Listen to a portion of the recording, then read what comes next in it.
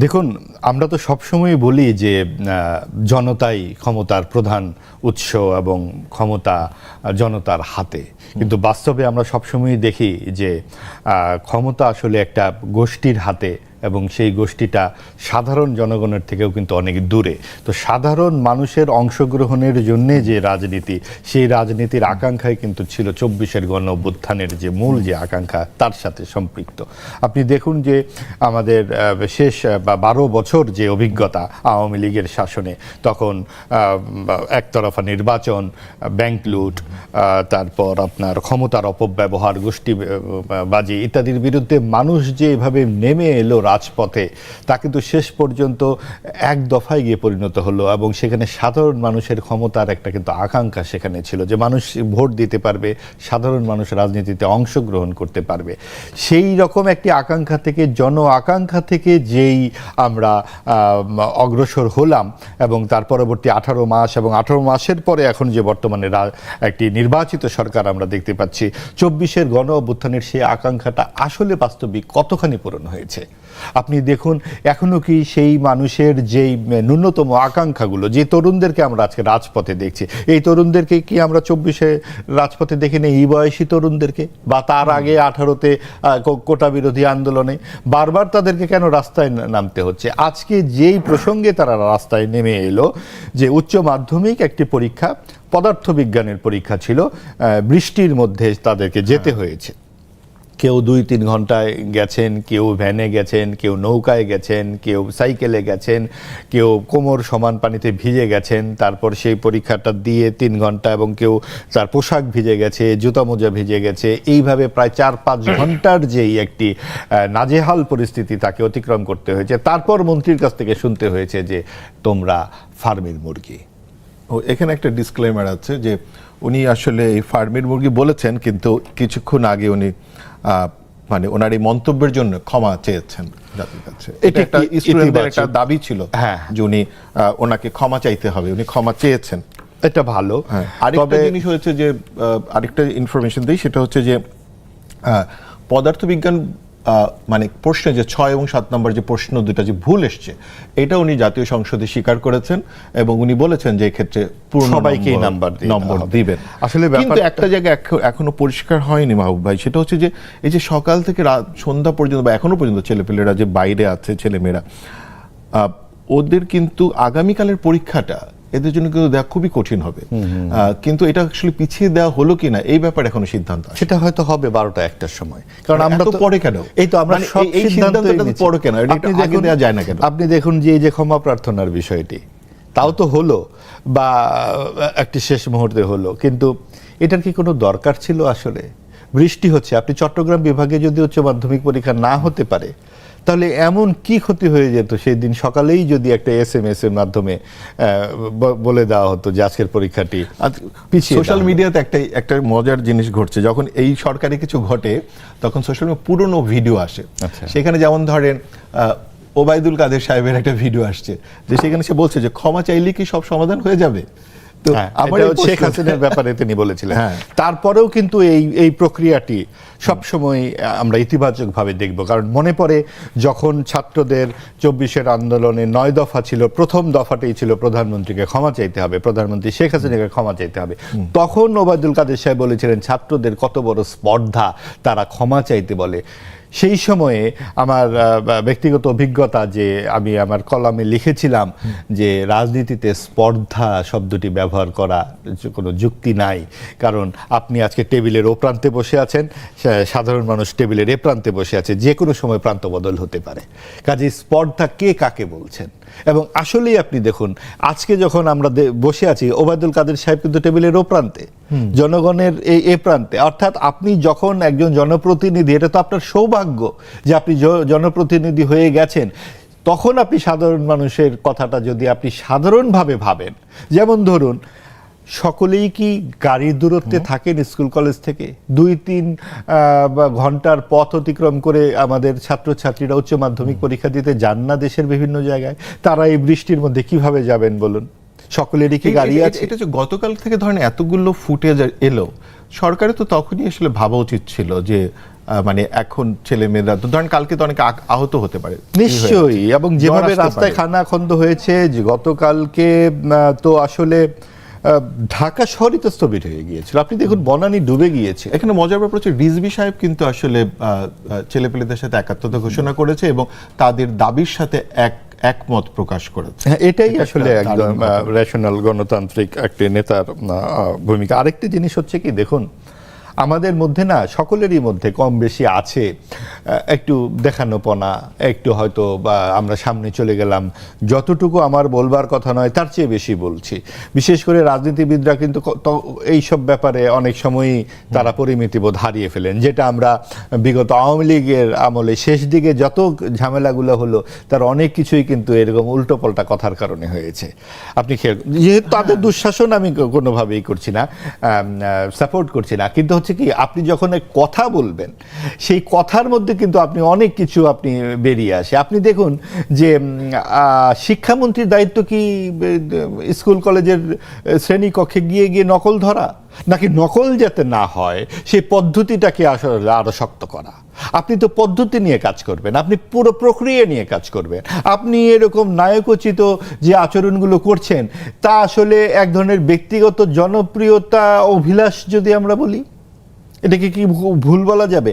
আপনি একজন মানে টোটাল মন্ত্রণালয়ের মন্ত্রী, আপনার পক্ষে কয়টি স্কুল বা কলেজে যাওয়া সম্ভব? এবং এই জন্য তো ওনাকে বলা হচ্ছে যে উনি এখনো 90s এর চিন্তা নিয়ে আছেন, মানে পৃথিবী যে এগিয়ে গেছে এটা আসলে উনি সম্ভবত বুঝতে পারছেন। এটাও এই চিন্তা করাটা ঠিক হয়নি, যারা করেছে কখনো ভুল করেছে। এবং এখনকার যে ছাত্রছাত্রীরা যা বলছে এটা নিশ্চয়ই যুক্তিসঙ্গত, এবং আমরা মনে করি যে মন্ত্রীদের কাজ প্রক্রিয়াটিকে আরও যুগোপযোগী করে, আধুনিকায়ন করে, প্রগতিশীল করে বাস্তব সমস্যার সমাধানগুলো মানুষের সামনে হাজির করা। একটা চটজলদি বিভিন্ন ধরনের নানান মানে ঝলক দেখানো মন্ত্রীদের কাজ নয়। আমরা এর চাইতে বেশি আসলে আরেকটা জিনিস জানতে চাচ্ছি, যেমন ধরেন এইখানে আমরা দেখলাম যে যদি একটু ডিফারেন্ট আচরণ দেখেছি, কিন্তু তারপরও মানে আমরা আওয়ামী সরকারের সময় দেখেছি তার ছাত্র সংগঠন সবসময় সরকারের পক্ষ হয়ে রাস্তায় দাঁড়িয়ে যায়। এবারও আমরা এদেরকে রাস্তায় দেখেছি, ছাত্র সংগঠন, সরকারি ছাত্র সংগঠনকে আমরা দেখেছি। হ্যাঁ, এবারও আমরা দেখলাম যে রাস্তায় নেমে এলো, যদিও এরা গায়ে হাত দেয়নি, কিন্তু এরা এদেরকে মানে কিছু গায়ে হাতের ভিডিও এসেছে, অত বেশি নয়, অত বেশি নয়। তবে যেটা হয়েছে কি, এই যে আমরা বললাম যে ক্ষমতা ও জনতা, আপনি যেটা দিয়ে শুরু করলেন, ক্ষমতায় গেলে জনতার কথা মানুষ ভুলে যায়, এবং সেটা সব দলই, এবং তাদের কথাবার্তা, ভাষা ভঙ্গিমা, আচরণ, উচ্চারণ সব যেন বিজয়ীর বেশে আসে, এবং বিজয়ীর জন্যই সব কিছু। এইরকম একটা যে স্পৃহা, চেতনা, যাই বলি না কেন, অনুশীলন আমাদের সমাজে চলছে, এই থেকে আমাদের আসলে বেরিয়ে আসতে হবে। আপনি দেখুন যে ছাত্র দলের যে আজকে ভিডিওতে দেখেছি তো বিভিন্ন রকমের কথাবার্তা, এবং যারা আন্দোলন করছে তাদের সম্পর্কে নানান রকম কথাবার্তা বলা, এই বিষয়গুলো আমাদেরকে পুরনো ঘটনাগুলোই মনে করিয়ে দেয়। একটা মন্তব্য খুবই ভাইরাল হয়েছে যে তারা বলছে ছাত্রদেরকে যে ভাগ্য ভালো যে হাসিনা সরকার নাই, সেই এটা ছাত্রদেরকে তারা বলছে যে তোমাদের ভাগ্য ভালো, ভাগ্য ভালো, যে বাড়ি চলে যাও, হাসিনা সরকার নাই, তোমাদের ভাগ্য ভালো। এর মানে কি, এই কথার মানে? এবং এই ব্যাপারগুলো হচ্ছে কি, আমরা আসলে ইতিহাস থেকে কেউ শিক্ষা নিতে চাই না। আপনি দেখুন যে ঘটনাটি ঘটেছে, আপনি দুইটি প্রশ্ন ভুল এসেছে, পদার্থবিজ্ঞানের প্রশ্ন, সেটি সংসদে শিক্ষামন্ত্রী বললেন যে নাম্বার দিয়ে দেওয়া হবে ছাত্রদেরকে, কিন্তু কখন বললেন? যখন এগুলো নিয়ে কথা হচ্ছে, প্রথমে বলা হলো হয়তো ভুল হয়েছে, তারপরে সে হয়তো ভুল হবে কেন, ভুল তো 5 মিনিটের মধ্যেই ধরা পড়েছে, এবং যেখানে শিক্ষকরা বলছেন যে ভুল হয়েছে, এবং আপনি দুইটি প্রশ্নে ভুল যাবে এরকম বৃষ্টির মধ্যে, ট্রমার মধ্যে তারা যেভাবে পরীক্ষা দিচ্ছে, আবার প্রশ্নপত্রও কিছুটা কঠিন হয়েছে, কিছুটা না বেশ কঠিন হয়েছে। আমরা যে কথাটি বলতে চাই মাত্র একদিন না, আরেকটা জিনিস ফিজিক্সের মতো, ধরেন একটা সাবজেক্টে পরীক্ষা দেওয়ার জন্য বাচ্চাদেরকে মাত্র একদিন বন্ধ দেওয়া হচ্ছে। আরেকটা ব্যাপার হচ্ছে কি, প্রশ্নপত্র যে পাবলিক পরীক্ষাগুলোর প্রশ্নপত্র কিন্তু আসলে গড় ছাত্রদের চিন্তা করে দিতে হয় যে 50 নাম্বার সকলেই পাবে, তারপরে 60-70 পাবে আরেকটু বেশি, আপনি 90+ যারা পাবে তাদের জন্য আপনি কঠিন প্রশ্ন করতে পারেন। এখন মাহবুব ভাই আরেকটা আলাপ ছিল, সেটা হচ্ছে যে একটু দুদিন পুরনো হলেও এই যে আমাদের এমপি সাহেব, মানে আপনার সন্দ্বীপের এমপি সাহেব হচ্ছে বারবারই ফেরি কখনো দেরি করায় দিচ্ছেন, মাঝপথ থেকে নিয়ে আসতেছেন আপনার। আমরা জানি যে 20 মিনিট ফেরিটা ছেড়ে 20 মিনিট পরে ওনাকে ডাকা হয়েছে, আর উনি বলছেন না 1 মিনিট পরে ডেকেছে। জি, সেটা ফুটেজও আমরা দেখেছি কি করে। এই যে ধরেন 1 মিনিট 20 মিনিটের পার্থক্য হচ্ছে, বা ধরেন এমপি সাহেব হলেই কি আসলে তার জন্য স্পেশাল ফেরি থাকতে হবে, বা সাধারণ মানুষের কি কোনো মূল্য নাই, তার কি সময়ের মূল্য, কাজের মূল্য এগুলো নাই? মাঝপথ থেকে ফেরত আসতে হবে, নাকি এটা গিয়ে আবার আসতে পারতো, অপেক্ষা করতে পারতো? এবং এই জায়গাটিতেই আমাদের যারা জনপ্রতিনিধি হন এবং তারা বারবার যারা হন, দেখবেন যে তাদের মধ্যে কিন্তু এই বিষয়গুলো থাকে না। তারা ওই মাটির থেকেই উঠে আসেন। আমরা দেখেছি আমাদের পুরনো অনেক রাজনীতিবিদদের মধ্যে যারা তাদের এলাকার মানুষজনের ডাকনাম সহ চেনেন, ডাকনাম সহ জানেন। আজকের যারা হঠাৎ করে এমপি হয়েছেন, যাদের সেই রকম অভিজ্ঞতা নাই, তারা কজন এলাকার মানুষকে চেনেন আসলে? এবং সেই জায়গাগুলো থেকেই আসলে এই ধরনের আচরণগুলো হচ্ছে। আপনি যখন মৃত্তিকা সংলগ্ন থাকবেন না, আপনি যখন হঠাৎ করে রাজনীতিবিদ হবেন এবং আপনাকে যখন বিভিন্নভাবে নানানভাবে আপনি একটা শূন্যতার মধ্য থেকে বিভিন্ন কিছু আপনি পেয়ে যাবেন, এই জায়গাগুলো কিন্তু আপনার এই ধরনের আচরণকে অনেক বেশি পৃষ্ঠপোষকতা করে। আমরা প্রত্যাশা করব যারা জনপ্রতিনিধি তারা ভুলে যাবেন না যে কিছুদিন পরেই কিন্তু আবার আপনার জনতার দ্বারে ভোট চাইতে যেতে হবে। আপনার এই প্রতিটি কাজ মানুষ মনে রাখবে না। একজন মন্ত্রী সাহেবের খুব কি জরুরি কাজ থাকে, মানে সে কি একটু অপেক্ষা করতে পারেন না? মানে এত জনগুরুত্বপূর্ণ কাজ থাকে যে মানে মাঝপথ থেকে সবকিছু টেনে আনতে হবে না, এটা তো হয় না। এটার কোনো যুক্তিই থাকতে পারে না। ক্ষমতা প্রদর্শন কিনা, এটা ক্ষমতা প্রদর্শন তো বটেই। এটা কোনো জরুরি কাজ এমন কিছু না যেটা আপনাকে শারীরিকভাবে থাকতে হবে। এখন পৃথিবী গ্লোবালাইজেশনের যুগ, আপনার হাতে ফোন আছে, আপনার মোবাইল আছে, আপনার ইন্টারনেট সংযোগ আছে, আপনার কেন শারীরিকভাবে তখনই উপস্থিত হবে? এইটার কোনো যুক্তিই থাকতে পারে না। আরেকটা বিষয় হচ্ছে যে আপনার ধরেন এই যে সরকারি দলের অঙ্গ সংগঠনের লোকজন আপনার চট্টগ্রামে দেখলাম ব্যবসা প্রতিষ্ঠান ভাঙচুর করেছে, প্রকাশ্যে ভাঙচুর করছে, হুমকি দিচ্ছে। তারপরে হচ্ছে নরসিংদীতে কান কামড়ে ফেললো এবং বললো যে এখানে তুমি ব্যবসা করতে পারবে না। সব জায়গায় আক্রমণের শিকার হচ্ছে বিজনেসম্যানরা। রাজনীতির এক একটি উদাহরণ। আপনি যখন রাজনীতি হয়ে ওঠে আদর্শহীন, নৈতিকতাবিহীন, তখন আমরা এই সমস্ত ঘটনাগুলো দেখি। আপনি দেখুন যে এত বড় একটি গণ অভ্যুত্থান হয়ে গেল, 24-এর গণ অভ্যুত্থান, তারপর কি আমরা যেই রাজনৈতিক দলগুলো এখন ক্রিয়াশীল তাদের কাছ থেকে আমরা খুব স্পষ্ট তাদের রাজনৈতিক আদর্শ এবং নৈতিকতার উপস্থাপন দেখতে পাচ্ছি? আমরা দেখছি যে বিভিন্ন ধরনের চাঁদাবাজির যে অভিযোগ আসছে বিএনপির বিরুদ্ধে, তারা কিছু ব্যবস্থাও নিয়েছে। সম্ভবত 7,000-এরও বেশি নেতাকর্মীকে তারা ইতিমধ্যে বহিষ্কার করেছে। বহিষ্কারই তো আসলে শেষ চিকিৎসা নয়। আপনি যারা কাজ করছে, আপনি দেখুন যে ভিডিওটি ভাইরাল হয়েছে যে 2 কোটি টাকা দিতে হবে এখনই এবং প্রতি মাসে 10 লাখ টাকা করে না দিলে ব্যবসা বন্ধ করে দিতে হবে, এবং বলছে যে আমি কে, পুলিশ কমিশনার কাছে জিজ্ঞেস করে জেনে নিন। একদম প্রকাশ্যে এই ধরনের কথাবার্তা, এবং বারবার বলা হচ্ছে বিভিন্ন জায়গা থেকে ব্যবসা 16-17 বছর আপনারা করেছেন, এখন আমরা করব। অর্থাৎ 16-17 বছর একজন শাসন করেছে, এখন আমরা শাসনে এসে গেছি। এইগুলো হচ্ছে তৃণমূলের বিভিন্ন ধরনের কথাবার্তা। নিশ্চয়ই কেন্দ্রীয় নেতৃবৃন্দ এইটাকে ওন করেন না, তারা এই রাজনীতিতে বিশ্বাস করেন না, কিন্তু আমরা তো তার কোনো চিহ্ন দেখতে পাচ্ছি না। আমরা তো এটা কমতে দেখছি না, কিংবা আমরা এইটার বিরুদ্ধে কোনো ব্যবস্থা গ্রহণ করতে দেখছি না। যারা এগুলো করছে তারা ধরা পড়ছে কিনা এবং তাদের ব্যাপারে কোনো ব্যবস্থা গ্রহণ করতে আমরা দেখতে পাচ্ছি না, এবং সাধারণ মানুষের নিরাপত্তাটাও আমরা দেখতে পাচ্ছি না। রাষ্ট্র এবং সরকারের প্রথম কাজই তো সাধারণ মানুষের নিরাপত্তা নিশ্চিত করা। একদম ঠিক বলেছেন মাহবুবাজি ভাই। এটা একটু আমি আমাদের আরো একজন অতিথি আমাদের সাথে পৌঁছে গেছেন, মুজিবুর রহমান ভূঁইয়া মঞ্জু ভাই, আমাদের খুবই কাছের, প্রায় অনেকগুলো শো আমরা একসাথে করেছি মঞ্জু ভাইয়ের সাথে। মঞ্জু ভাই, আপনাকে স্বাগত। নিশ্চয়ই রাস্তায় একটু জ্যাম ছিল, ছাত্রদের আন্দোলন পড়েছিলাম, সরি। যাই হোক, এখন আপনি কি বুঝছেন? আমাদের আলোচনা চলছে মাহবুবের সাথে, আলোচনার বিষয় হচ্ছে ক্ষমতা না জনতা। আসলে আপনি তো জনতার কারণে আটকে গেছিলেন, এখন জনতার ক্ষমতা বেশি নাকি রাজনৈতিক দল যেটি আসলে ক্ষমতায় আছে তাদের ক্ষমতা বেশি? আজকে টপিকটা আপনি যখন ঠিক করেছিলেন মনে হচ্ছিল যে আপনি আগে থেকে একটা গেস করতে পারছিলেন যে এরকম কিছু একটা হবে। তো অ্যাকচুয়ালি আমরা তো একটা বিরাট পরিবর্তনের মধ্য দিয়ে আসছি। আজকে এই যে ছাত্রদের আন্দোলন, প্রথম কথা হচ্ছে যে ছাত্ররা রাজপথে নেমে এসেছে, এটা তো তাদের একটা ক্ষোভ তৈরি হয়েছে, কষ্ট থেকে তারা এসেছে, ঠিক আছে। কিন্তু প্রতিবাদ এবং যে জিনিসটা আমাদের সামনে ওঠা দরকার, আমি দেখলাম যে শিক্ষামন্ত্রী অলরেডি উনি পার্লামেন্টে একটা স্টেটমেন্ট দিয়েছেন, উনি দুঃখ প্রকাশ করেছেন ওনার ভাষা প্রয়োগের জায়গা থেকে। এবং যে কাজটা হয়েছে এটা উনি যে ব্যাখ্যা দিয়েছেন, চাওয়া ছিল ক্ষমা চাবেন, উনি দুঃখ প্রকাশ করেছেন। ক্ষমা অ্যাকচুয়ালি তো একটা ফোন আলাপের বিষয়, তার চাইতে গুরুত্বপূর্ণ যেটা উনি যে ব্যাখ্যাটা দিয়েছেন সেই ব্যাখ্যাটা কিন্তু স্যাটিসফ্যাক্টরি না। উনি যেটা বলেছেন যে আমি সবার কাছ থেকে তথ্য নিয়েছি, সবাই বলছে পরীক্ষায় এগিয়ে যাওয়ার। দেখেন, আমরা কেন একটা রাজনৈতিক সরকারকে সবসময় বলি অ্যাডভান্টেজ দেই, পলিটিশিয়ানরা মোর ইনফরমেশান নেন, তারা মানুষের সাথে নানাভাবে সম্পৃক্ত থাকেন।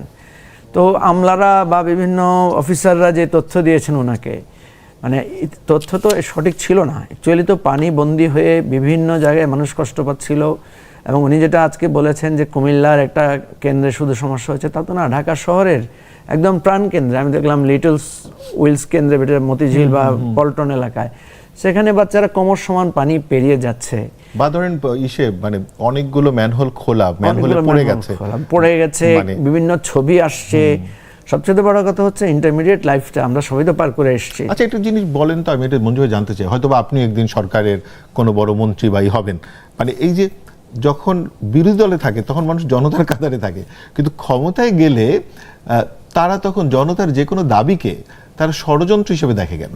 না, এটা খুবই দুঃখজনক। দেখেন, এই যে এহসানুল মিলন ভাই আমাদের তো খুবই ক্লোজ, আমাদের সবারই জানাশোনা মানুষ। উনি ওনার একটা অতীতে একটা সাকসেসফুল ইভেন্ট ছিল, ওনার একটা ক্যারিয়ার ছিল, কিন্তু আশ্চর্য হয়ে গেলাম উনি বসার পর। আমার এখানে একটা আমি ভিডিও দেখলাম, আপনাকে দেখাতে পারি, ওনার বডি ল্যাঙ্গুয়েজ, ভাষা, কথাবার্তা, মানে মনে হয় যেন উনি ক্ষমতায় গিয়ে পরিবর্তন হয়ে গেছেন। এই জায়গাগুলো কিন্তু আপনি একটা মৌলিক জায়গায় ধরেছেন। এটা হয়তো আমাদের সাইকোলজিক্যাল প্রবলেম, যে আমরা যখন এই পাশে থাকি তখন একটু মোর পিপল ওরিয়েন্টেড থাকি, আর যখন ওই পাশে থাকি তখন আমি একটা ক্ষমতার চশমা দিয়ে সবকিছুকে দেখার চেষ্টা করি। এবং আপনি ধরেন এমপি হলেও তো নিশ্চয়ই ফেরিকে মাঝপথ থেকে ডেকে নিয়ে আসতেন, আনতেন কি? বলেন মঞ্জু ভাই। ধরেন আপনি এমপি হলেন আগামীবার, আপনার বাড়িতে যেতে ফেরি লাগে, ফেরিকে কি মাঝপথে থামিয়ে নিয়ে আসবেন? না, প্রথম কথা হচ্ছে যে এটা তো খুবই দুঃখজনক যে কথাটা আপনি মাছের চাষ করেন, আপনি সুইচ গেট বন্ধ রাখলেন কারণ মাছ ভেসে যাবে, মানুষের বাড়ি ভেসে যাওয়া জরুরি না? না, আমি আপনাকে যেটা বলছি নিশ্চয়তা দিতে পারছি না আমরা, কারণ আমি সত্যি অবাক হয়ে যাই। ক্ষমতার জায়গাটা এমন জায়গা, আমি দেখলাম যে মাহবুব আজিজ ভাই যে লাস্ট কথাটা আমি ওনার যেটা শুনলাম, চট্টগ্রামের ঘটনাটা উনি বলেছেন যে কিভাবে, মানে ধরেন একটা কম্পিউটারে একটা মানুষ ভেঙে ফেলছে। আমরা যারা কিছুটা টেকনোলজিক্যাল কাজ করি, তাই না, আমাদের তো একটু বুকে আঘাত লাগে যে মানে চাঁদাবাজির কোন জায়গায় পৌঁছেছে এবং থ্রেটটা কিভাবে দিচ্ছে, যে পুলিশ কমিশনারকে জিজ্ঞেস করো আমার নাম। মানে তাহলে তো আমরা যেটা বলছি যে আমরা তো শুধু মানে শেখ হাসিনার বদলে তারেক রহমান, ঠিক আছে, বা ব্যক্তির বদলে ব্যক্তির পরিবর্তন, এটা তো একটা আমাদের ভোটের মাধ্যমে আমরা এমনিই পেতাম, বা ভোটের মাধ্যমে হলে এটা এইভাবে হতো। কিন্তু এত রক্তের বিনিময়ে যখন পরিবর্তনটা হয়েছে, তখন আগেও যেরকম বিদেশ থেকে বিভিন্ন জনের ফোন আসতো বা বিভিন্ন জায়গা থেকে ফোন আসতো, এখনো যদি আসে তখন স্বাভাবিকভাবে তো মানুষ বলবে যে এই বা ধরেন যে নরসিংদীতে আজকে একজন ব্যবসায়ীর কামড়ে কান ছিঁড়ে ফেলা হয়েছে। না, এই যে আপনি যে কয়েকটা ঘটনা উল্লেখ করলেন, ফেরি আটকে দেয়া, স্লুইস গেট বন্ধ করে দিয়ে মাছ চাষ করা, প্রত্যেকটা বিষয়ের সাথে কিন্তু ক্ষমতা জড়িত। কথা বলছেন, আপনি যতগুলো অপরাধ দেখবেন তার 95% অপরাধী দেখবেন ক্ষমতাসীনরা কোনো না কোনোভাবে ইনভলভ। তেমনকি নির্বাচনের আগে জনতা, নির্বাচনের পরে ক্ষমতা। এই জায়গাটাই আমাদের পরিবর্তনটা দরকার, এই জায়গাটাই পরিবর্তনটা দরকার। আমি অবাক হচ্ছি যে আমরা যাকে প্রধানমন্ত্রী আকারে দেখছি ওনার মধ্যে কিন্তু কোনো ধরনের ক্ষমতার জৌলুস আমরা দেখতে পাচ্ছি না। এবং আমি সবসময় বলার চেষ্টা করি, অনেকে মনে করেন যে উনি ক্ষমতায় আসার পর অনেক সিম্পল চলাফেরা করছেন, না, উনি কিন্তু আগেও এই ধরনের সিম্পল চলাফেরা করেছেন। ওনার অতীতেও এই ধরনের তৎপরতা, আচরণ, কালচার ওনার মধ্যে আমরা দেখেছি, ওনার বাবার মধ্যেও সেরকম ছিল। না, একটা জিনিস এটা হচ্ছে মাহবুব আজিজ ভাইকেও জিজ্ঞেস করি, ধরেন ভাষার রাজনীতি, এই যে ধরেন যদি ধরেন একজন মন্ত্রী মহোদয় যদি ধরেন এই স্টুডেন্টদের যে ফার্মের মুরগি বলার কারণে দুঃখ প্রকাশ না করে যদি উনি ক্ষমা চাচ্ছি বলতেন, তাহলে কি উনি ছোট হয়ে যেতেন? না, খুব ছোট হতেন না। তবে একটা বিষয় কি বলি মান্নু ভাই, অনেক মানে শুধু বিরোধিতার জন্য বিরোধিতা না, ফার্মের মুরগি টুরগি এগুলো তো আমরা সাধারণত এমনি দুষ্টামি করে বলি, ফান করে বলি। আমি ওনার টেলিফোন কনভারসেশন যেটা হয়েছে, ওনার কোনো এক বন্ধু বা পরিচিত জন ফোন করে তার মেয়েকে তার সাথে কথা বলতে দিয়েছে। উনি কিন্তু সেখানে তার মেয়ের কথা, উনি কিন্তু আমাদের কাছে অনেক সময় ওনার মেয়ের সম্পর্কে আক্ষেপ করতেন যে মেয়েকে উনি মানে ওনাদের মতো করে করতে পারছেন না, এগুলো বলছেন। কথাটা একান্ত মানে এটা ব্যক্তিগত পর্যায়ের আলোচনা। তারপরেও আমি মনে করি মানে ক্ষমা চাইলে কোনো সমস্যা নেই, কারণ উনি তো কি বলেন যে এই যে যেমন ধরে যে বাচ্চারা যে ম্যান হলে পড়ে গেল এবং গার্জিয়ানরা ধরেন এই নৌকায় করে নিয়ে যাওয়ার প্রচুর আমরা দৃশ্য দেখলাম বাচ্চাদেরকে, এই যে অনেক কিছু ঘটলো, হ্যাঁ, এবং 4টা জেলাতে সম্ভবত আজকে মানে এই ব্রেক থ্রুটা হলো। এখন এটা কি শুধু ষড়যন্ত্র হিসেবে দেখবো, নাকি এটার ভিতর স্বতঃস্ফূর্ততা আছে? না, নিশ্চয়ই এখানে তো ষড়যন্ত্র দেখবার কিছুই নাই আসলে, কারণ আপনার এরকম ঘটনা ঘটবে, এটা স্বাভাবিক প্রতিক্রিয়া হবে ছাত্রছাত্রীদের মধ্যে। এবং এত বড় একটা গণ অভ্যুত্থানের অভিজ্ঞতায় অভিজ্ঞ ছাত্রছাত্রীরা সবাই চোখের সামনে দেখেছে কি হয়েছে। কাজেই এই পরিবর্তিত যে পরিস্থিতি আমাদের এখানে কিন্তু আর এত সহজে পার পাওয়া যাবে না কোনো অন্যায় করে। এটা তো একটা অন্যায়। আপনি যে কেউই গতকালকে অফিস পর্যন্ত যেতে পারেনি, সাধারণ মানুষেরা, সেইখানে এরকম একটা জীবন পরিবর্তনকারী এটা কিন্তু উচ্চ মাধ্যমিক পরীক্ষাটা, এবং এইটা এরকম একটা টার্নিং পয়েন্টে ছাত্রছাত্রীদেরকে কেন আপনি অনিশ্চয়তার মধ্যে ফেলে দিবেন? সেখানে বোধহয় 19,000 ছাত্রছাত্রী অনুপস্থিত ছিল, তার মধ্যে আবার নকলের জন্য বহিষ্কার করা হয়েছে কয়েকজনকে। নকল করলে বহিষ্কার করা হবে, ঠিক আছে, কিন্তু তখন এমনিতেই বৃষ্টি টিষ্টি সবকিছু মিলে আবার কঠিন প্রশ্নপত্র। আসলে ব্যাপারগুলো হচ্ছে কি, মূল সমস্যাকে যখন আমরা সমস্যা হিসেবে চিহ্নিত না করি, তখন এই সমস্ত পার্শ্ব সমস্যা সব বড় হয়ে যায়। আপনি বিএনপি এই পর্যন্ত 133টি অধ্যাদেশ যেটা অন্তর্বর্তীকালীন সরকার করেছিল, তার 97টি অধ্যাদেশ পাশ করেছে। সবগুলো নাম পরিবর্তন, রেগুলেটরি অধ্যাদেশ, যেগুলো গণতন্ত্রকে প্রাতিষ্ঠানিকীকরণ করতে পারে, সে একটি অধ্যাদেশও তারা পাশ করেনি। সেটা গুম কমিশন বলুন, মানবাধিকার কমিশন বলুন, দুদক বলুন, পুলিশ বলুন। অর্থাৎ তাদের কার্যকলাপের মধ্যে কিন্তু সেই পুরাতন আমরা যেই অনুবর্তন দেখতে পাচ্ছি সেই সরকারের, আওয়ামী লীগ সরকারের। অর্থাৎ আওয়ামী লীগের বদলে বিএনপি আসবে, আবার বিএনপির বদলে আরেক দল আসবে, কিন্তু সিস্টেম কিন্তু একই থাকবে। সেই ধারাবাহিকতা আমরা এই ছাত্রছাত্রীদের সঙ্গে যে এরকম ব্যবহার করা হচ্ছে তা দেখতে পাচ্ছি। এখন পর্যন্ত জানা যায়নি আগামীকালকের পরীক্ষাটি ছাত্রছাত্রীরা কিভাবে দেবে। কেন সরকার এখনই ঘোষণা করে দিচ্ছে না? এত বড় একটা ঘটনা ঘটলো, 5 দিন বন্ধ করে দিত, তাহলে হতো কি? তাহলে চট্টগ্রামের পানিও একটু কমে যেতে পারতো, ছাত্রছাত্রীরা একসাথে পরীক্ষাটা দিতে পারত। এই যে একটি ঘটনা, একদম আমরা যা জানি একেবারে আপনার ইতিহাসের বই পুস্তকে, যে সেই সময়ে 1957 সালে মানে 58তে তো ঘটনাটা তো 58তে ঘটে। তখন সরকারি দলের দায়িত্বে কে ছিল? এবং বঙ্গবন্ধু শেখ মুজিবুর রহমানের দল তো ছিল সরকারি দলে, এবং সরকারি দলের মন্ত্রী হয়ে তিনি কেন সেই একই দলের স্পিকারকে তিনি চেয়ার ছুড়ে মারবেন? তো বিষয়গুলোর সাথে তো অনেক যুক্তিরই একটা। এখন কেন মিডিয়াতে এটা খুব ফলাও করে, শুধু তা কেন আপনি দেখবেন, ধরেন মানে বিরোধী দল, এটা বড় বিরোধী দল জামাত ইসলামী, তাদের মানে মুখপাত্ররা এই কথাগুলো বলছেন। এই কথাগুলো শুধু এখন না, আপনি 8ই আগস্ট 24-এর যে গণঅভ্যুত্থানে, 5ই আগস্ট গণঅভ্যুত্থান হলো, 8ই আগস্টে সরকারটি গঠিতর পরে, অন্তর্বর্তীকালীন সরকার গঠনের পর আমরা যে ডানপন্থার উত্থান দেখলাম, তার সাথে একটা খুবই সম্পর্ক হচ্ছে বিভিন্ন ধরনের রাজনৈতিক ন্যারেশন উপস্থাপিত হতে শুরু করলো, যেগুলো অপ্রয়োজনীয় কুতর্ক। আপনার 24শে জুলাই আগস্টে কখনোই এই ধরনের কোনো তর্ক শোনা যায়নি। সেখানে আমরা অসাম্প্রদায়িক গান শুনেছি, নরনারীর অংশগ্রহণ দেখেছি। আমি একটু দুটো বাক্য আমি বলি যে আপনি দেখুন যে এই যে এইগুলো তৈরি হয়েছে, তাতে কিন্তু অনেক বেশি প্রাসঙ্গিক করে তোলবার চেষ্টা করা হচ্ছে পাকিস্তান কত গুরুত্বপূর্ণ ছিল। 47-এর স্বাধীনতায় প্রথম স্বাধীনতা বলা হচ্ছে জামায়াতের পক্ষ থেকে, এবং বলা হচ্ছে 71-এ কোথায় স্বাধীন হয়েছে, আমরা তো হয়েছে 47-এ স্বাধীন। এবং আজকে আমি একটি ভিডিও দেখছিলাম যে সংস্কৃতি উপদেষ্টা ছিলেন যিনি মোস্তফা সরোয়ার ফারুকী, তিনি বলছেন আমরা কি কখনো তিতুমিরের নাম শুনেছি, আমরা কি কখনো ভাসানীর নাম শুনেছি, আমাদেরকে বিভিন্ন রকম ইতিহাস বোঝানো হয়েছে, 72-75 মুছে দেওয়া হয়েছে, 72-75 নিয়ে কোনো চলচ্চিত্র তৈরি হয়নি, কিছু তৈরি হয়নি, ইত্যাদি কথা উনি বলছেন। কে আপনাকে মুছিয়ে দিয়েছিল? তাহলে আপনি জানলেন কিভাবে ভাসানীর নাম? আপনি জানলেন কিভাবে তিতুমিরের নাম? সবই তো আছে। আপনি যদি মানিক মিয়া এভিনিউতে না যান, সেটা কি মানিক মিয়া এভিনিউর দোষ? আপনি ভাসানীর কাছে যান নাই, কারণ আপনি নাটক করেছেন 420। আপনি তো নিজে আপাতমস্তক 420 দেখে আজকে এই সমস্ত কথা বলছেন। আপনি অধিকাংশ সময় আপনি কাটিয়েছেন আওয়ামী লীগের লোকজনের সাথে এবং তাদের লেসপেন্সার হয়ে বিভিন্ন ধরনের কাজ করে আজকে আপনি খুঁজে বেড়াচ্ছেন 47 সালের স্বাধীনতা। আপনি 40-এর লাহোর প্রস্তাবের কথা বলেন না কেন? আপনি বলছেন যে 46-এর আগে যায় না কারা? ওই 40-এর লাহোর প্রস্তাব যারা উচ্চারণ করতে চায় না। কারণ লাহোর প্রস্তাবে কি ছিল? যে সংখ্যাগরিষ্ঠ মুসলিমরা যেখানে, সেখানে স্বাধীন দেশ হবে, অর্থাৎ পশ্চিম পাকিস্তানও স্বাধীন হবে, পূর্ব পাকিস্তানই স্বাধীন হবে। এই পেয়ারের জামায়াতে ইসলামী সেইটারও বিরোধিতা করে 41-এ আত্মপ্রতিষ্ঠার পর।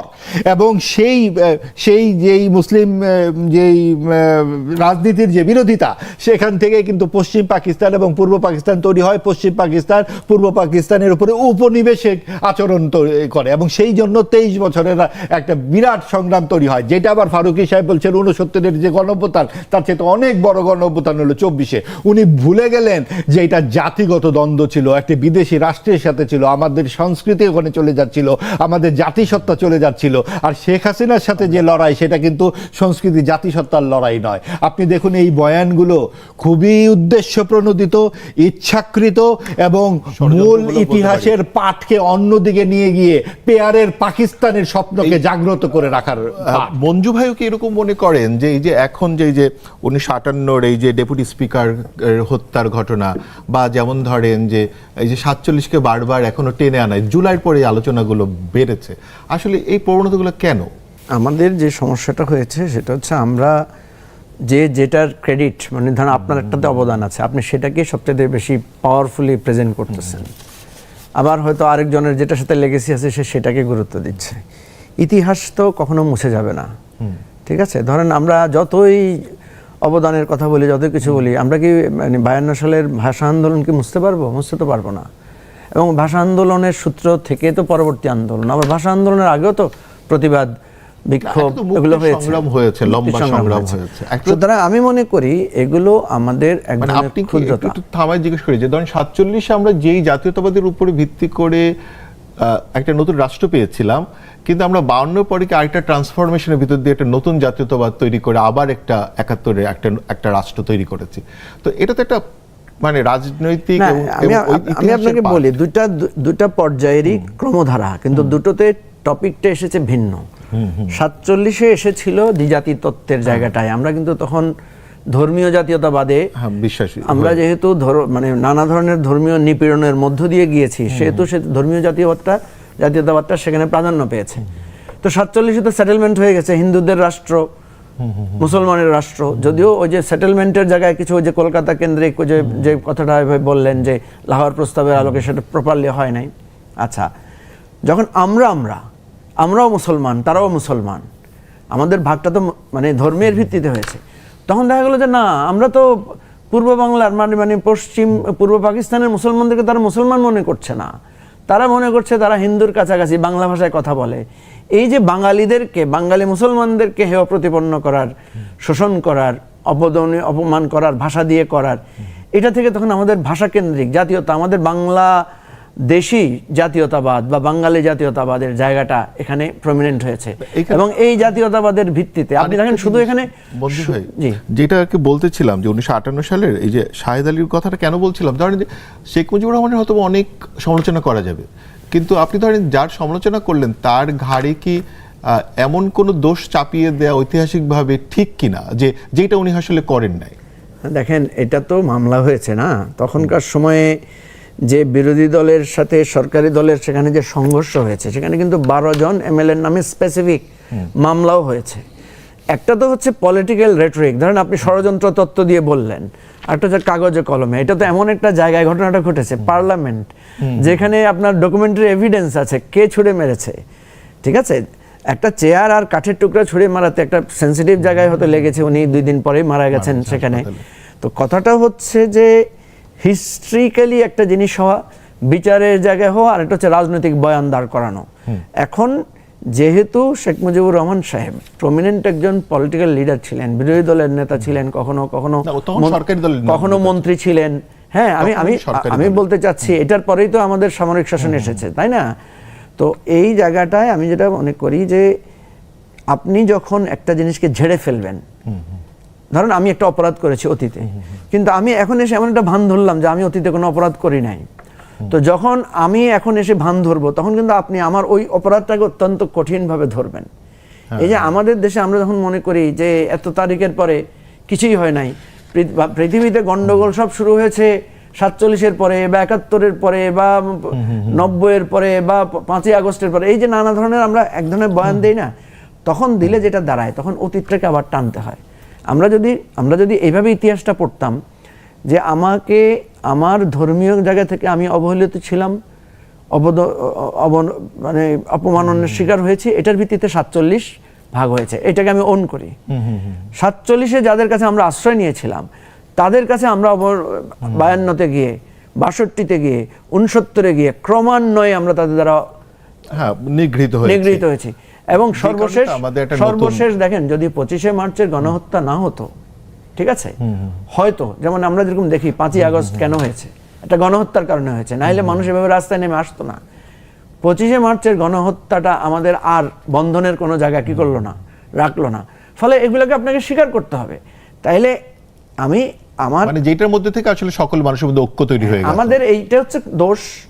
আমি যখন 24কে মহিমান্বিত করতে গিয়ে 90-কে ছোট করি, 90-কে মহিমান্বিত করতে গিয়ে 69, 70, 71-কে ছোট করি, আবার 47-কে ছোট করি, এটা এই বিতর্ক কখনো থামবে না।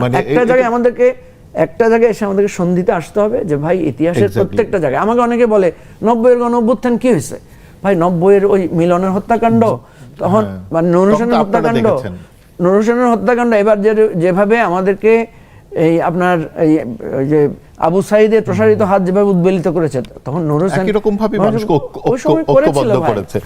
এইটাই হচ্ছে যে রাজনীতিতে ধরেন ভাষা ভঙ্গি, যেমন ধরেন জুলাই তো আসলে ওই যে আপনার রাজাকার না বললে হয়তো বা এতটা একত্রিত হয়ে মানুষের ফোর্স আসতো না, বা ধরেন যেটা আসলে এখনকার যারা রাজনীতি করছে তারাও বুঝবেন কিনা। জি, আপনি জুলাইয়ের ষড়যন্ত্র নিয়ে আসবার আগে আমি আসলে এই জায়গাটাতে একটু বলতে চাই যে ষড়যন্ত্র আসলে সবাই সব জায়গাতে খুঁজতে পারে, কিন্তু যা ঘটনা সেই জায়গাটার যদি আমরা একটু সাদা চোখে দেখি, ভাই যেমনটি বললেন যে 47-এ যাদের কাছে আশ্রয় নিয়েছিলাম, কে কার কাছে আশ্রয় নিয়েছিল? ওইটাই তো লাহোর প্রস্তাবকে না মানা। আমরা তো আশ্রয় নিইনি কারো কাছে, পশ্চিম পাকিস্তানের কাছে আমরা কেন আশ্রয় নেব? এই যে একটা ধারণা যে ওরা আমাদের দাদা বা বড় ভাই বা ভাইজান, এই জায়গাটাই আসলে আমাদের ভুল রাজনীতি, যে আমরা আশ্রয় নেইনি, আমরা একটা সমমর্যাদায় একই দেশে হয়েছিল, এবং যেহেতু 23 বছর তারা ক্রমাগত এইখানে লোক বেশি, পূর্ব পাকিস্তানের লোক বেশি, আমাদের এইখানকার থেকে টাকা নিয়ে তারা 4টি রাজধানী বানিয়েছিল। আপনি এগুলো 6 দফা কেন হলো? ভাই বললেন যে 25শে মার্চে যদি না মানুষ মারতো হয়তো যুদ্ধ হতো না, হতোই, কারণ 47-এর পরেই প্রথম সুযোগে তারা বলেছে উর্দুই হবে একমাত্র রাষ্ট্রভাষা, অর্থাৎ তারা যারা সংখ্যা গরিষ্ঠ তাদের ভাষাকেও তারা মানতে চায় না। এই যে ভাষা থেকে শুরু করুন, তার মানে তারা সংস্কৃতি মানতে চায় না, তারা এই যে সম অধিকার সেটা কিন্তু মানতে চায় না। যেহেতু মানতে চায় না সেহেতু একটা দ্বন্দ্ব ঘটে গেছে, এবং এটা জাতিগত দ্বন্দ্ব, এটা রাষ্ট্রগত দ্বন্দ্বতে দাঁড়িয়েছে। এখন জাতিগত দ্বন্দ্ব রাষ্ট্রগত দ্বন্দ্বের সাথে যদি আপনি জুলাইয়ের দ্বন্দ্বকে মিলাতে চান, তাহলে তো এটাই হলো বড় ষড়যন্ত্র। তখন বোঝা যায় যে জুলাইতে যে ঘটনাগুলো ঘটেছে এটা সম্পূর্ণ। আপনি একটা জিনিস বলেন যে মানে এই যে মানুষ যখন স্বতঃস্ফূর্তভাবে আন্দোলনের নামে, এটাকে কিন্তু সব সময় ধরেন অমুক দেশ টাকা দিয়েছে, তমুক দেশ ষড়যন্ত্র করেছে, এরকম করে কেন বলতে চাই? অত দূর যান কেন? এই যে আমরা এখন একটু অন্তর্ভুক্তিমূলক সমাজের কথা কেউ বলা হয়তো দিল্লির থেকে টাকা পাচ্ছি আমি, এবং এরকম আমাদের কেউ বলাই হচ্ছে, অর্থাৎ টাকা পয়সা ছাড়া আর কেউ যেন কথা বলবে না, কেউ যেন কোনো কিছুতে যাবে না। এটা তো আমাদের একটা সাধারণ ধারণা হচ্ছে। ধরেন ভারতীয় যে ইতিহাস বই, গণমাধ্যমে, অন্যান্য গণমাধ্যম, এরাও কিন্তু আপনার মুক্তিযুদ্ধ লিখছেন না আন্তর্জাতিক মিডিয়া বা আন্তর্জাতিক বইপত্রে, এরা কিন্তু লিখছে ভারত পাকিস্তান যুদ্ধ। এইটা একটা ব্যাপারটা আপনি বলি, ভারতীয় পত্রিকায়, পশ্চিমবঙ্গের বিভিন্ন পত্রিকাতে আমাদের শামসুর রহমান থেকে শুরু করে যে কারো নাম বিকৃতভাবে লেখা হয়, এবং এটা যদি কারো প্র্যাকটিস হয়ে থাকে, এটাই কিন্তু মান নয়। এবং আপনি বাংলাদেশ পৃথিবীর মানচিত্রে একটি স্বাধীন সার্বভৌম রাষ্ট্র হিসেবে প্রতিষ্ঠিত 16 ডিসেম্বর 1971 থেকে। মনে রাখতে হবে 15ই আগস্ট 1975 ঘটেছিল এই দেশে, এবং সেই 15ই আগস্ট 1975 ঘটার পরে কয়েকটি রাষ্ট্র এই দেশটিকে স্বীকৃতি দিয়েছিল। কাজে আপনাকে বুঝতে হবে এটা একটা আন্তর্জাতিক এবং দেশীয় চক্রান্তও কিন্তু সবসময় ছিল। এবং কোন দেশগুলো 15ই আগস্ট 1975-এর পরে স্বীকৃতি দিয়েছিল একটু মিলিয়ে দেখবেন। যেই দেশগুলো এখন অনেক খুশি অন্তর্বর্তীকালীন সরকারের আচরণে, যখন অন্তর্বর্তীকালীন সরকারের সময় আমরা সারাদিন শুনলাম দিল্লি না ঢাকা, আরো শুনলাম কি আজাদি না গোলামি, গোলামি না আজাদি, তারপরের লাইনটি এখন হয়েছে আজাদি না গোলামি আমেরিকার পাচাটি। অর্থাৎ মার্কিন যুক্তরাষ্ট্রের সাথে যে বাণিজ্য চুক্তি হয়েছে সেটা নিয়ে কিন্তু আমরা কোনো সংসদে কোনো আলোচনা শুনছি না। অর্থাৎ আমরা মার্কিন যুক্তরাষ্ট্রের সাথে আহ্লাদের সম্পর্ক করব, পাকিস্তানের সাথে আহ্লাদের সম্পর্ক করব, কিন্তু ভারতের সাথে করব না। আমি একটু শেষ করি প্রসঙ্গটা। বিষয়টা হচ্ছে যে এই যে আপনার যে জুলাইয়ের যে গণ অভ্যুত্থান, সেটার সাথে আসলে এইগুলো মেশানোর দরকার নাই। একটা স্বৈরাচারকে হটানোর জন্য যে গণতান্ত্রিক আন্দোলন, স্ফূর্ত আন্দোলন ছিল, অবশ্যই স্বতঃস্ফূর্ত আন্দোলন ছিল, সেটা গণতান্ত্রিক আন্দোলন। এটা তো শুধু ষড়যন্ত্র তত্ত্ব দিয়ে ষড়যন্ত্র কেন হবে? মঞ্জু ভাই করবে, মঞ্জু ভাই মানে কিছু যুক্ত করতে চান কিনা? বিশেষ করে এই যে আমাদের মুক্তিযুদ্ধকে যেমন ভারত পাকিস্তান যুদ্ধ বলতে চায় আন্তর্জাতিক মিডিয়া, ভারতীয় মিডিয়া, আবার পাকিস্তান একই রকম বলে এটা ভারত পাকিস্তান যুদ্ধ বলতে চায়, তারাও মানে ভারত পাকিস্তান। কিন্তু আমরা তো একটা যুদ্ধ করেছি, মুক্তিযুদ্ধ। আবার এখানে আমরা জুলাই একটা আন্দোলন করেছি, কিন্তু এগুলো কি ষড়যন্ত্র তত্ত্ব দিয়ে বলা যাবে? এখানে একটা জিনিস খেয়াল রাখতে হবে যে যারা পরাজিত পক্ষ থাকে তারা সবসময় এটাকে একটা ষড়যন্ত্র দিয়ে বোঝাতে চায় নিজের দোষ ঢাকার জন্য, ঠিক আছে? তো সেই জন্য আপনি দেখবেন 71-এর পরাজিত যে অংশটা আছে, যারা এখানে বাংলাদেশে তাদের ধরেন রাজাকার আলবদর, যারা আমরা রাজাকার আলবদর বলতে কিন্তু কোনো একটা নির্দিষ্ট দলকে বোঝায় না। রাজাকার আলবদরের একটা তালিকা হয়েছিল, আওয়ামী লীগ আমলেই একটা তালিকা করেছিল, সেখানে দেখা গেছে যে রাজাকারের সংখ্যা আওয়ামী লীগেই বেশি, 10,000-এর মতো, ঠিক আছে? পরে তারা এই তালিকা নিয়ে খুব বিব্রতকর অবস্থায় পড়েছে। কথা হচ্ছে এই রাজাকারেরা, এই পরাজিত শক্তিরা, তারা কিন্তু সবসময় বোঝানোর চেষ্টা করে যে এটা ভারতের একটা ষড়যন্ত্রে আমাদের মুক্তিযুদ্ধটা হয়েছে। যদি এই বয়ানটা সাস্টেইন করত, তাহলে এতদিনে তো বাংলাদেশের এখনো দেখবেন আপনার প্রত্যেকটা বিষয়ে কেন আমাদের মুক্তিযুদ্ধকে আমরা প্রাসঙ্গিক, ওইটা দেখবেন যে ভারতীয় ষড়যন্ত্র বলছে, আর আমাদের জুলাই আন্দোলনকে আমেরিকান ষড়যন্ত্র। এই তো আমি সেটাই বলছি, এই যে ধারাটা এইভাবে চলছে, পরাজিতরা সবসময় কোনো না কোনো ব্যাখ্যা দিবে। আপনি 71-এর পরাজিত শক্তির সাথে জুলাইয়ের পরাজিত শক্তির একটা মিল পাবেন, খুবই সুন্দর একটা মিল পাবেন। মিলটা কি দেখেন আপনি দেখবেন যে পরাজয় স্বীকার না করার একটা মিল আছে, ঠিক আছে? তারপর দেখবেন মূল শক্তি চলে যায়, দালালরা রয়ে যায়। 71-এও মূল যারা পাকিস্তানি শক্তি তারা চলে গেছে, কিছু দালাল রয়ে গেছে। এরাই কিন্তু এখন পর্যন্ত এই যে 55 বছর নানাভাবে বিভিন্ন দলে ঢুকেছে, কেউ বিএনপির মন্ত্রী হয়েছে, কেউ আওয়ামী লীগের মন্ত্রী হয়েছে, বেআই হয়েছে আওয়ামী লীগের, ঠিক আছে? তারপরে দলের মধ্যে ঢুকে নানাভাবে দলবাজি করেছে, আবার বিভিন্ন জামাতের মধ্যে দলও রয়ে গেছে। এবং দল রয়ে গেছে কিভাবে? এই দলগুলোর সাথে আবার সবাই নির্বাচনী আঁতাত, নির্বাচনী জোট, ক্ষমতায় যাওয়ার জন্য সিঁড়ি সবই করেছে। কেউ তো নিষিদ্ধ করে নাই। আপনাকে অনেকে বলে যে আওয়ামী লীগ নাকি জামাতকে নিষিদ্ধ করেছেন। জামাতকে কিন্তু 72 সালে আপনি জানেন, ইতিহাসে তো এগুলো আমরা তো বানাই বলছি না, জামাতকে নিষিদ্ধ করা হয়েছে ধর্মভিত্তিক দল হিসাবে। 71 সালের মানে সম্পৃক্ত দল হিসেবে কাউকে নিষিদ্ধ করা হয় নাই, ইভেন নট মুসলিম লীগ, ঠিক আছে? এবারও জামাতকে নিষিদ্ধ করা হয়েছে, কিন্তু মুক্তিযুদ্ধ বিরোধী দল হিসেবে না, সেটা ওই যে সন্ত্রাসবাদী আইনের কি একটা দিয়ে করা হয়েছে। তাহলে আপনি দেখেন, কথা হচ্ছে যে মুক্তিযুদ্ধের পর কারা ক্ষমতায় ছিল এবং লম্বা সময় ধরে কারা, সবাই তো মুক্তিযুদ্ধের পক্ষের শক্তি। সুতরাং এই রাজনীতিগুলো বারবার বলে, এই যে ষড়যন্ত্র তত্ত্ব বলতে যেগুলো বোঝায়, এখন এই যে জুলাইতে আপনি দেখেন, জুলাইতে ষড়যন্ত্র কে করেছে? আমি তো মনে করি জুলাইতে যদি কেউ ষড়যন্ত্র করে থাকে তাহলে সেটা শেখ হাসিনা করেছে, আওয়ামী লীগ করেছে। আপনি দেখেন এটা ষড়যন্ত্র না যে কোটার বিষয়টা সেটেল হয়ে গেছে, কোটায় যে মামলাটা হয়েছে সেই মামলাটা তো সরকারের বিরুদ্ধে মামলা, তাহলে সরকার তো এটার বিপক্ষে থাকার কথা, সরকার এটার পক্ষে কেন? তো আপনি এটাকে হাস্যকর ব্যাপার না? সরকার যেখানে কোটা বাতিল করে দিয়েছে, মামলাটা হয়েছে সরকারের নির্দেশের বিরুদ্ধে, সেখানে সরকার এটার পক্ষ নিচ্ছে, সরকার এটা নিয়ে মানে তালবাহানা করছে। এবং এরপরে প্রত্যেকটা মঞ্জু ভাই আমরা একদম আমি আপনাকে বলি, সেটা হচ্ছে এই ধরনের ষড়যন্ত্র তত্ত্ব বলে মনে মনে শান্তি পাওয়া যাবে। ষড়যন্ত্র তত্ত্বের কথা বলে নিজের প্রশান্তি লাভ করা যাবে, কিন্তু সত্যটা স্বীকার করে নেওয়া ভালো। ঠিক আছে, প্রত্যেকটা জায়গায় জনগণের বিজয় হয়েছে, জনগণ যখন রাজপথে নেমেছে, জনগণ যখন যৌক্তিক আন্দোলন হয়েছে, তারই আমরা হচ্ছে একটু মাহবুবের কাছে যাব এবং এখানে শেষ করব। আমার যেটা মনে হয় কি যে মূল জায়গাটিকে পাশ কাটানোর জন্য এই সমস্ত ষড়যন্ত্র তত্ত্ব হাজির করা হয়। জবরদস্তির যে শাসন চলেছিল সেইটাকে বাদ দিয়ে আরো বেটার রাজনীতি আনতে হবে। সেই বেটার রাজনীতি আনার জায়গাতে বাদ দিয়ে ওই যে 2 কোটি টাকা দিয়ে যান, মাসে 10 লাখ টাকা দিয়ে যান, এই যখন প্রবণতা থাকে তখন ষড়যন্ত্র তত্ত্ব খুঁজতে হয়।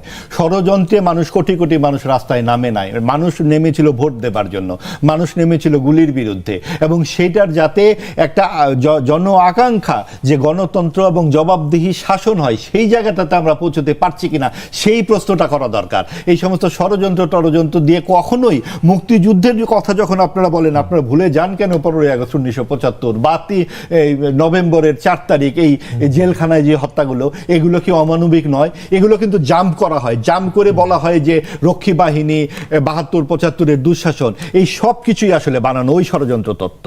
কারণ পাকিস্তান ভাঙলো কেন? পাকিস্তান ভেঙেছে এই ধর্মভিত্তিক রাষ্ট্র প্রয়োজন নাই দেখে ভেঙেছে। একটা ধর্ম নিরপেক্ষ দেশ হয়েছে বাংলাদেশ, যেটা হিন্দুত্ববাদী ভারতও নয়, মুসলিম পাকিস্তানও নয়। এই ধর্ম নিরপেক্ষতার জায়গাটাতে যদি আমরা থাকতে পারতাম এবং সব মানুষের সম্মান এবং মর্যাদা অক্ষুণ্ণ রাখতে পারতাম, আমাদের ষড়যন্ত্র তত্ত্ব খুঁজতে হতো না। পারলাম না কেন? পারলাম না, আমরা খুঁজি যে আমাদেরই ব্যর্থতা। আমরা কেউ পাকিস্তানের দিকে দৌড়াই, কেউ ভারতের দিকে দৌড়াই, মানে ধরেন কেউ আমেরিকার দিকে দৌড়াই। রাষ্ট্র স্বাধীন করেছি ঠিকই, কিন্তু রাষ্ট্রের নাগরিক হয়ে উঠতে পারিনি, নাই। বা ধরেন কল্যাণকর রাষ্ট্রের চিন্তা আমাদের যত রাজনৈতিক নেতা কর্মী আছেন, মানে তারা সরকারে যান, বিরোধী দলে থাকেন, যারাই থাকেন, সবাই আসলে কল্যাণের চিন্তাটা শেষ পর্যন্ত করতে পারছেন না কেন জানি।